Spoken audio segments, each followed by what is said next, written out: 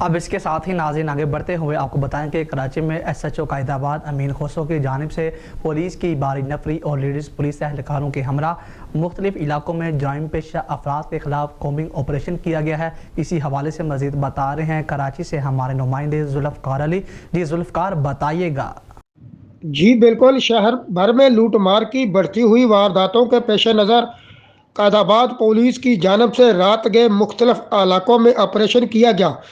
Operation کے دوران police کی بھاری نفری اور لیڈیز پولیس اہلکار بھی موجود تھیں۔ اس حوالے سے SHO قائدآباد امین خسرو کا کہنا ہے کہ ہمیں اطلاع تھی کہ کچھ علاقوں میں جرائم پیشہ افراد موجود ہیں۔ اسی بنیاد کو مد نظر رکھتے ہوئے گلشن بونیر اور مظفر آباد کالونی میں آپریشن کیا گیا ہے۔ آپریشن کے دوران گھر گھر تلاشی لی گئی اور مشکوک افراد کا بائیو میٹرک ڈیوائس کے ذریعے نادرہ ریکارڈ بھی چیک کیا گیا ہے۔ دوسری جانب SSP ملیر کی ہدایت پر ملیر کے 12 مقامات پر رات گئے اسنیپ چیکنگ کا سلسلہ جاری رہا، جبکہ ملیر کے علاقے نیشنل ہائی وے منزل پمپ کے مقام پر SSP ملیر عرفان علی بہادر خود اسنیپ چیکنگ کے دوران موجود رہے، جبکہ شاہین فورس کے جوان بھی ان کے ہمراہ تھے۔ رات بھر مشکوک گاڑیوں موٹر سائیکلوں پر افراد کی چیکنگ جاری رہی۔ چیکنگ پوائنٹس پر مشکوک افراد پر نظر رکھی گئی۔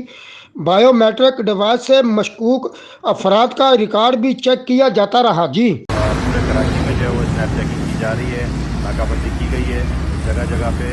اس وقت ڈسٹرکٹ ملیر میں 12 مقامات پہ جو ہے وہ اسنیپ چیکنگ جاری ہے۔ میں اس وقت خود منزل پمپ پہ موجود ہوں۔ یہاں پہ مشکوک افراد کو، خاص طور پہ جو مشکوک موٹر سائیکل سوار ہیں، ان کو جو ہے وہ چیک کیا جا رہا ہے۔ ہمارے پاس یہاں پہ SSP ٹریفک بھی موجود ہیں اور ٹریفک کی نفری بھی موجود ہے، اور وہ بھی جو ہے وہ ٹریفک وائلیشن سے اور ٹریفک کی روانی کو رواں دواں رکھنے کے لیے موجود ہے۔